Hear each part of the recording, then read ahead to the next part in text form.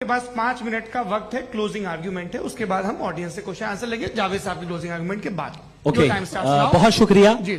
हमारा जो टॉपिक है डज गॉड एग्जिस्ट, मैं इस पे इतने एकेडमिक तैयारी करके आया था, मुझे था कि मैंने सोचा था कि कई सारे मैं आर्ग्यूमेंट्स दूंगा, लेकिन वक्त की भी किल्लत और जावेद साहब बार बार इधर उधर चले जा रहे थे तो उसको भी थोड़ा एंटरटेन करना पड़ गया।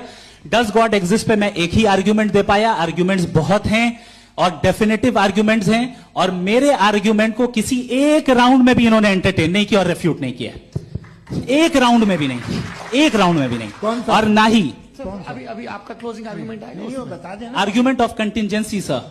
अरे मैं आपसे कई बार कह चुका हूं कंटीजेंसी का मतलब अब मैं कैसे समझाऊं आपको आपस में? हाँ, आप और कितने आसानी से समझाऊं मैं, मुझे तो नहीं समझ में आ रहा है। आप अपनी आर्ग्यूमेंट ऑफ कंटीजेंसी उर्दू में बोल सकते हैं। हाँ, आप अपनी बात पूरी कर लें जी, आखिरी 4 मिनट। दूसरी चीज, just a minute please ma'am, can I talk? दूसरी चीज ये है कि आपने एक तो इसका जवाब नहीं दिया, दूसरा आपने गॉड के ना होने पर कोई डेफिनेटिव आर्ग्यूमेंट नहीं दिया, सिर्फ मजहब पे बात कर रहे हैं आप।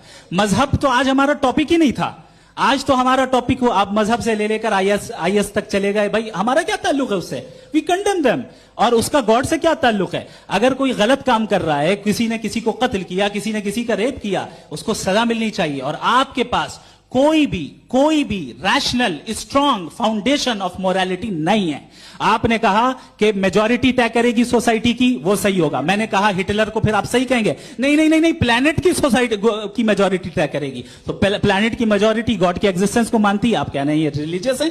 तो यानी आपके पास कोई स्ट्रॉन्ग फाउंडेशन नहीं है ऑब्जेक्टिव मोरालिटी का। ऑब्जेक्टिव मोरालिटी का अगर कोई फाउंडेशन है तो वो सिर्फ गॉड है, गॉड है, गॉड है। Thank you ji.